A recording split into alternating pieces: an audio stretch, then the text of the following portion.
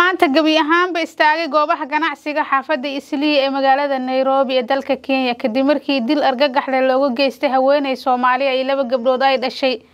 Dilka ayaa waxa aad ugu xumaaday Soomaalida dalka Kenya. Xaafadda Islii ee magaalada Nairobi ay Soomaalidu degto ayaa waxa saaka la geeyay ciidamo fara badan oo amnigooda xaqiijinaya kadib markii isbuucyadii la soo dhaafay ay ka taagnaayeen falal amni darro ah. Dhinaca kale xildhibaan Yuusuf Xasan senatarka Nairobi laga soo doortay iyo wakiilka waqooyiga xaafadda Islii Axmed Qadar Dhabar ayaa booqday ehelada hooyada iyo labadeeda gabdhood kuwaas oo la afduubtay kadibna si arxan darro ah loo dilay midba meel gaar ah laga helay meydkooda.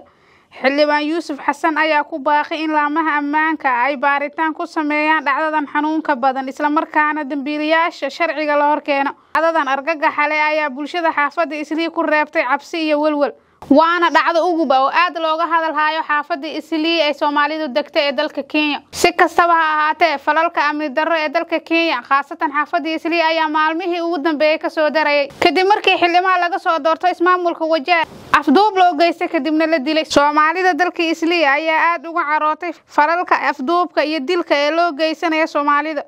Waxa ay isku soo bax balaaran oo ay maanta ku muujin lahaayeen sida ay ugu xun yihiin falalka noocan ah, iyadoo meel kasta xaafadda Islii lagu soo daadiyo askar kuwa oo taagan albaabada guryaha xaafadaha iyo ganacsiga dhammaan, sidoo kalena dadka ku amraya inay gurigooda ku laabtaan.